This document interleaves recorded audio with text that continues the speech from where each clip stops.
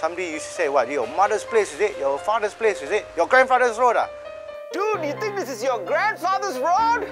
I will use that term very, very often, especially on this particular highway. I don't know, I think it's a Malaysian phrase. Sometimes I use it when I'm driving and someone overtakes me in a very rude way. You're walking across the street and then the bike goes and you think it's your grandfather's road ah? Ew lah, you know.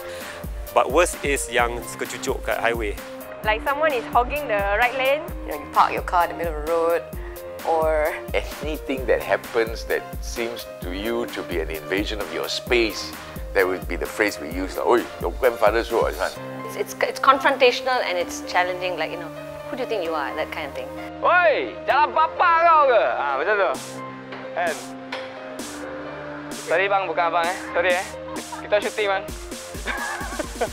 I learned it from my mom. Not me, but I hear it before from my parents. Yeah, I don't. I try to curtail my anger unless I'm really totally mad lah. I know, but I've used something similar, which is quite derogatory. Stupid ah. The F word. Must be a women driver.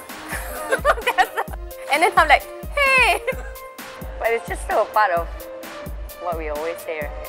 It's also classless. It is raceless. It's said by poor people, rich people, you know, that kind of across the board. Your grandfather road. Peace. For some people, it really is their grandfather's road. My grandfather actually had a road. My cousin was driving like, you know, and a friend behind said, what do you think? Your grandfather's road, is it? My cousin said, yeah, this is my grandfather's road. My grandfather over there, you want to see him or not? Literally, guy was gobsmacked, he didn't know what to do. We did see our grandfather, and I actually asked, this is your grandfather's road? And the grandfather said, yeah, this is my road. My grandfather had a lot to do with the roads, for sure. Actually, he worked in the railroad line. Basically, back in history during the Japanese occupation, there were a lot of bombings of railroads. So he was in charge of putting the railroads back.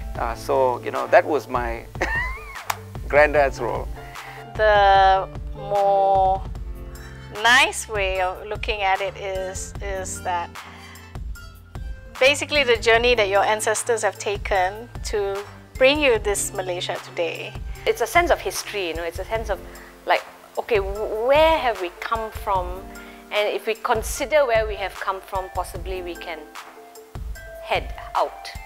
And all of us, I think, our families, you know, have traveled a long way from elsewhere, you know. You know, you just go down with all these memories that he has passed on to you, and you piece them all together, and it becomes just one walk down memory lane.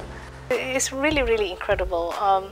I'm sure my grandfather, who was also something special, he was an English teacher, he was the first Malay headmaster of an English school.